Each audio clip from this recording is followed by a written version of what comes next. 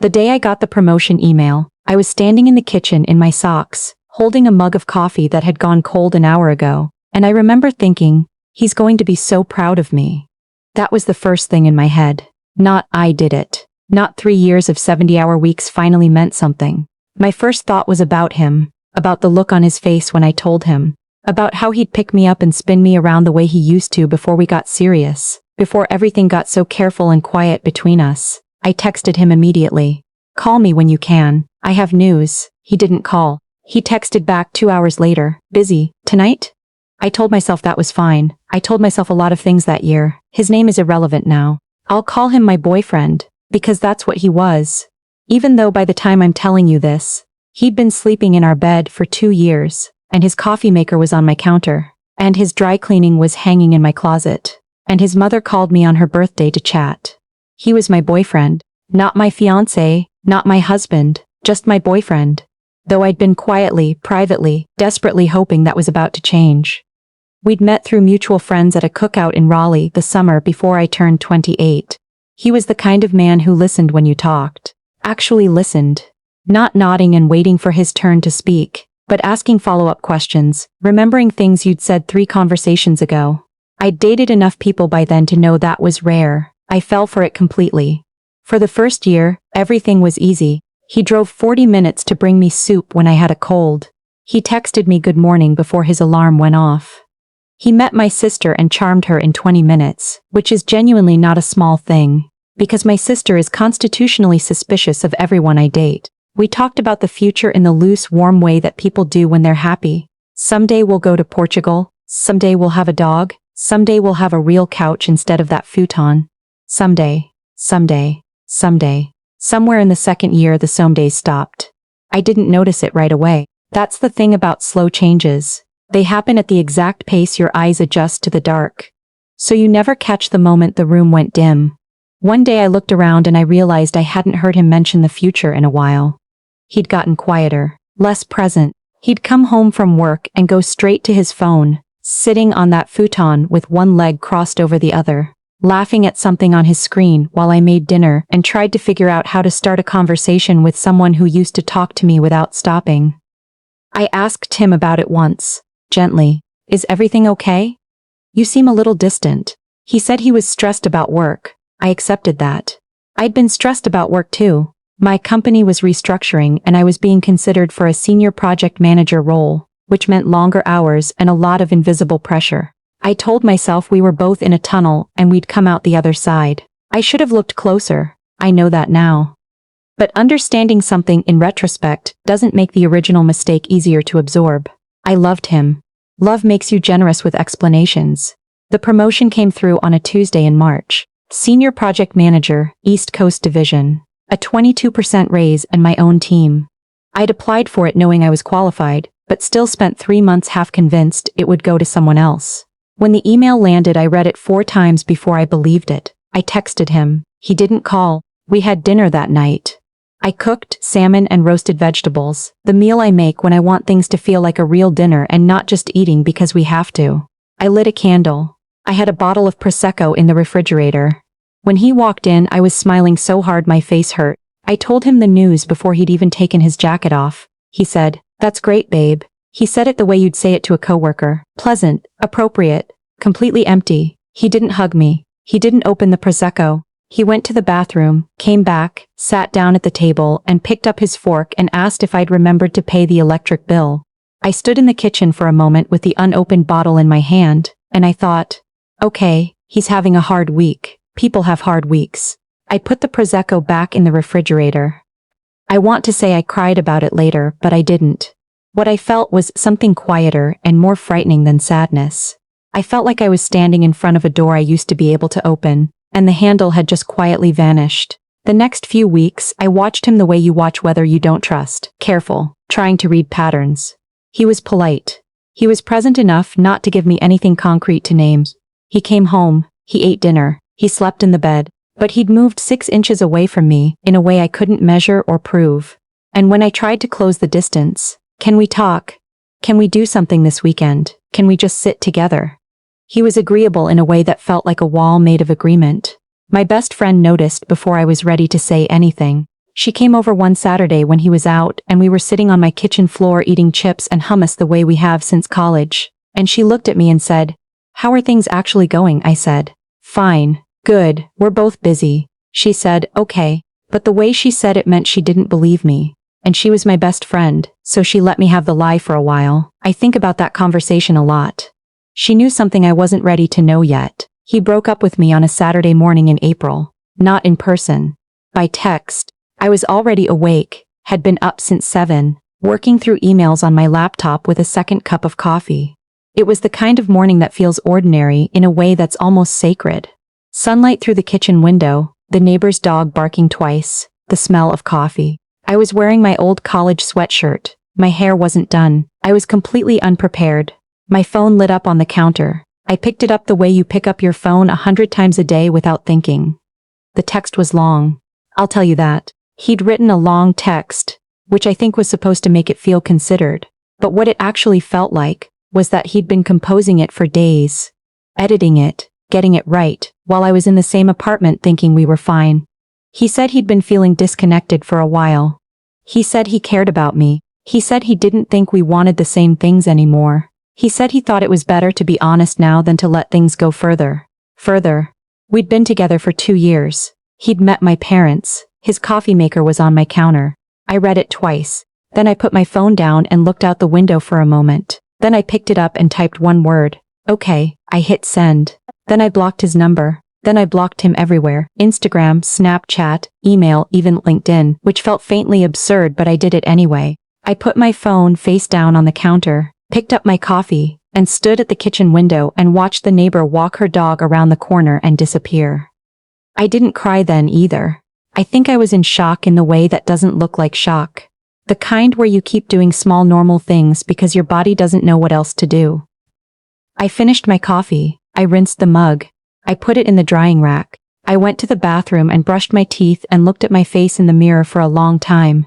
And the face looking back at me was just my face. Not broken. Not rearranged.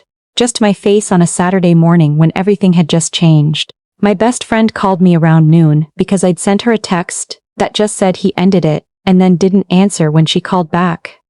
She showed up at my door 45 minutes later with a bag from our favorite Thai place and a look on her face that was carefully not "I told you so." She didn't say much at first. She unpacked the food. She handed me chopsticks. She sat cross-legged on my floor and let me just exist for a while. Eventually she said, "How are you doing?" Honestly, I said, "I don't know yet." That was true. I genuinely did not know. There was something happening inside me that I couldn't name yet. Not grief exactly, not relief exactly. Something in between that was too complicated to explain to another person in real time. She stayed until 8. When she left, she hugged me for a long time at the door and said, "Call me anytime. I mean anytime."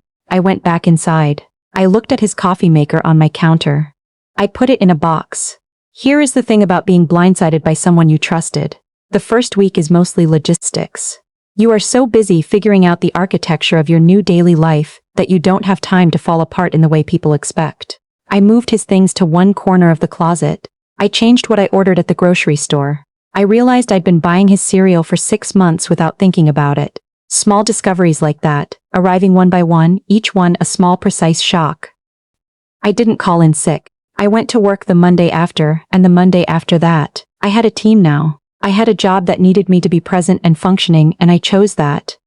Not because I was strong, but because I needed something to be solid.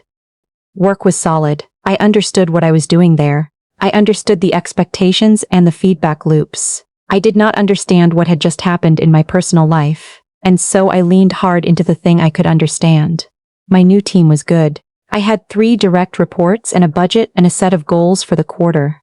And every morning I came in and sat down and got to work, and somewhere in the middle of all of that, I started to feel something I hadn't felt in a long time. Like myself. Not the version of myself that was constantly reading someone else's emotional weather. Not the version of myself that came home, wondering if tonight would be a good night or a distant night. Just myself in my own apartment, building something that was mine. I started cooking real food again. I went back to the gym. I called my sister twice a week, because she lives in Phoenix, and we'd both let the calls slide.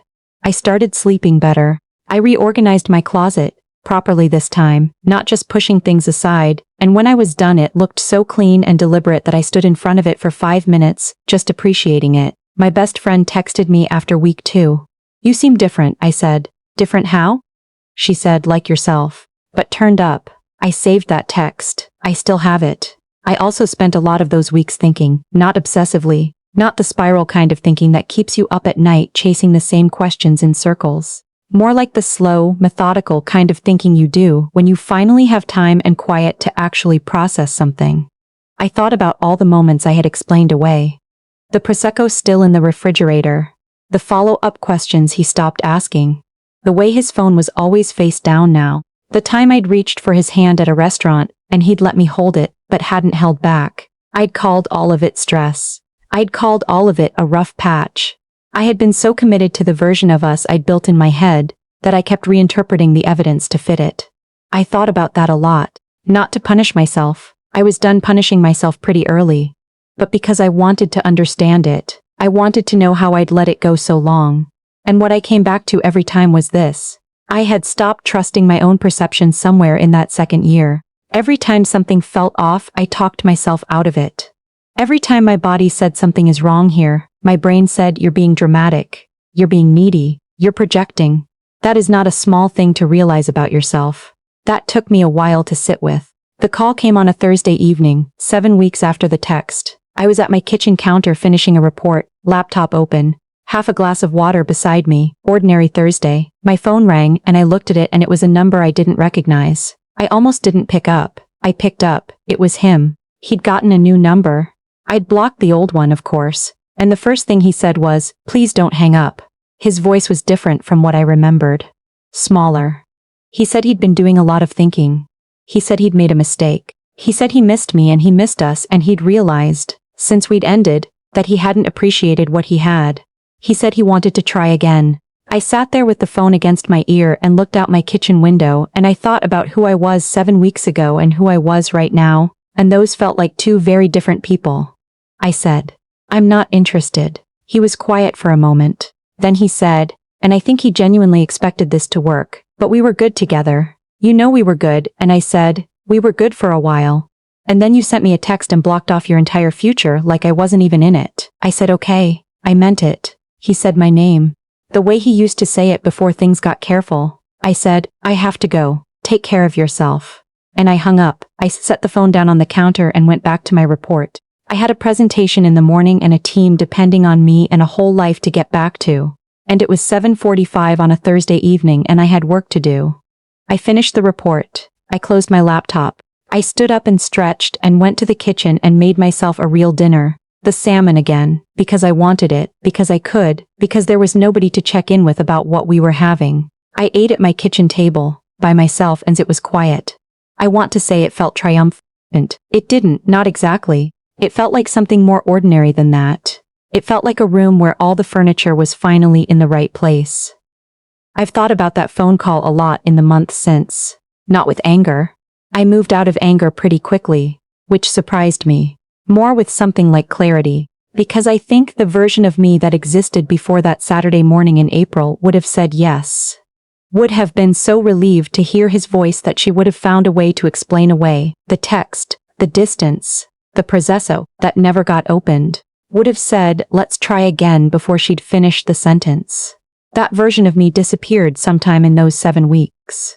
She was replaced by someone who'd been promoted and hadn't fallen apart, and had reorganized her closet and called her sister, and eaten a lot of really good food alone, and discovered that being alone was not the same as being lonely.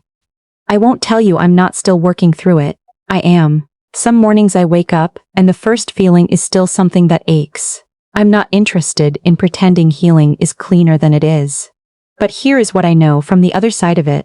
The text was a gift. I know that sounds like something you cross-stitch on a pillow, and I don't care. It was. Not because he gave it to me. Not because the timing was anything other than cowardly. But because of what I did with it. Because of the 7 weeks that came after. Because of who I turned out to be when I stopped organizing my entire inner life around someone who had quietly stopped showing up. My best friend came over about a month after the call, and we sat on my kitchen floor with wine this time, instead of hummus and chips, and she looked around my apartment. The reorganized closet. The cleaned out counter, where his coffee maker used to be. The plant I'd bought on a whim that was somehow still alive, and she said, "This place feels like you now." I looked around at what she was describing. She was right. "That's the thing about someone leaving," she said. "It makes room." I thought about that for a long time. She wasn't wrong.